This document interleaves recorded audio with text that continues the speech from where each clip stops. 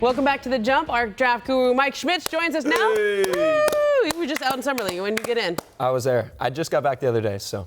So thanks for stopping by. You actually saw these guys and can break down how they've been doing. And let's start with RJ Barrett, who is struggling a little bit in Vegas. He's averaging 9 points a game on 7 for 33 shooting. I'm going to cover my eyes as I say that over his first 2 games. Mike, are you concerned at all by these early struggles?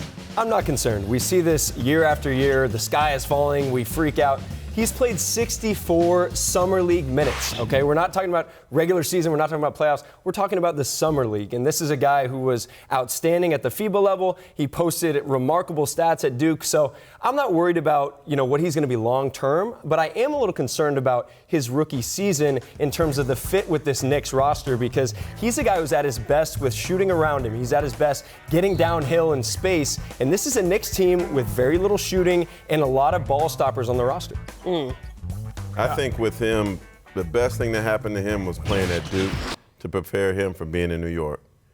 Because with every struggle, the headlines, the scrutiny, it's Summer League and he's already getting it. Like what other, nobody's talking about. Trae Young last year. Yeah, Trae Young had a terrible Summer League. Yeah. He had a great rookie. Steph Curry stunk in Summer League. I mean, it's being not in New York, the all be all. Yeah, being The in only New thing York. is he's crazy. being positioned to be a guy who's supposed to be the savior because they didn't get Kevin Durant, because they didn't get Kyrie Irving. Like, he's their guy. He's the one, and he wanted to be that guy.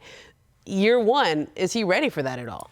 And there are a lot of guys on that roster who want to prove themselves. I think Dennis Smith is a guy who wants to come out and prove that he's a high-level NBA player. Julius Randle, these are guys who want the ball. And RJ needs Kevin Knox. RJ needs the ball in his hands to be successful. So I do worry about that fit a little bit. But long-term, this kid's going to be a stud. I think he's going to be an NBA All-Star. The only thing that's concerning is just his ability to make shots. I mean, 7 for 33. He wasn't regarded as a great shooter at Duke, but can he develop into that?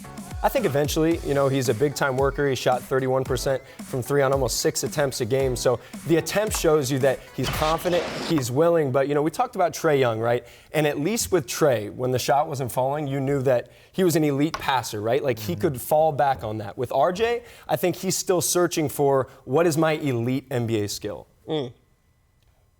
All right, let's move on to Zion Williamson, who is not playing the remainder of Summer League. His conditioning has been a topic of conversation in the last week or so. He's currently listed at 285 pounds. Mike, you think that's going to be a long-term issue for Zion? I don't think so. If you guys saw Zion in high school as a senior, that's what he looked like. Yeah. He was chunky, he was out of shape, he was overweight, and then he spends 1 month on Duke's campus and he looks like the Hulk.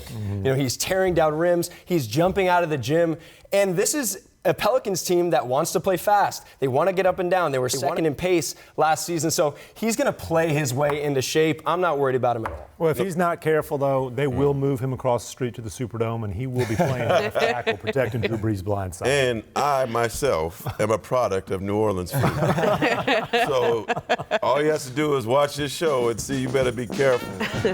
Because that stuff is good, man. Shout out to my boy, Desi Vegas. Don't stay away from them steaks and them beignets, big fella. Oh, that Cajun food. But he better get a good trainer, because everything's fried out there, baby.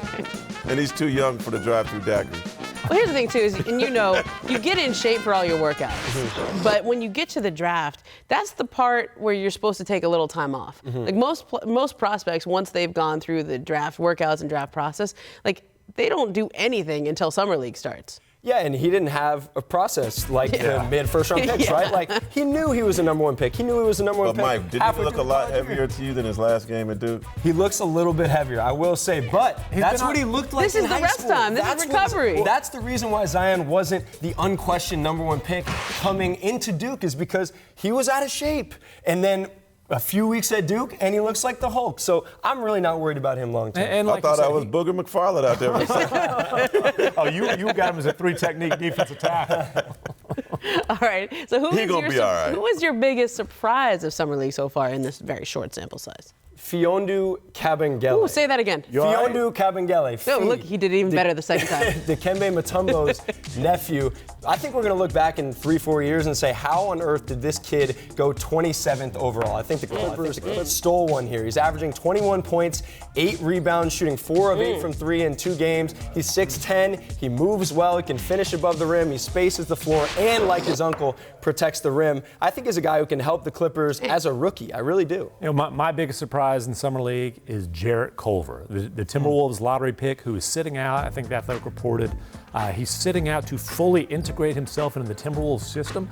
So you're sitting out of summer. What the hell is the point of Summer League? I thought it was to fully integrate yourself into your team's system. I'm going to go with a guy, I don't know how the hell say his name. Smailagic. Smailagic. Yeah, Smiley. Just call it Smiley. This dude, this dude right here, he nice. He'll dunk on you. He blocks shots. He chases people down. He gets mad if you don't throw him the alley-oop. The Warriors got him in the second round, saw him in the G League in Santa Cruz.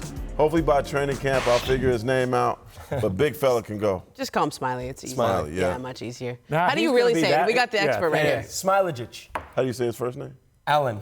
Okay. Yeah, Hey, I could have gotten out. They've been on him, though, since 2016. Like, they traded for him in the G League. They hit him at the G League showcase to make sure nobody else saw him. They moved him to Serbia after the draft, so he couldn't work out for anyone else. So they were ahead of the game here. Yeah, were the Clippers, I heard the Clippers were thinking about taking him. Or the Kings, I'm sorry. Yeah, he had some love. So that's why they moved up in the second round, just to make sure that they could get their hands on him. He's good. All right, well, thanks for stopping by, Mike. That was Thanks fun. for having me. Are you going back to Vegas like tonight? No, I'm going to Europe, actually. On Thursday, I'm going to Tel Aviv, Portugal. I'm going to the Under-20 European Championships. I'm going to Africa. So I'm going to look for the next ones, you know. That's how you do what you do. Yeah.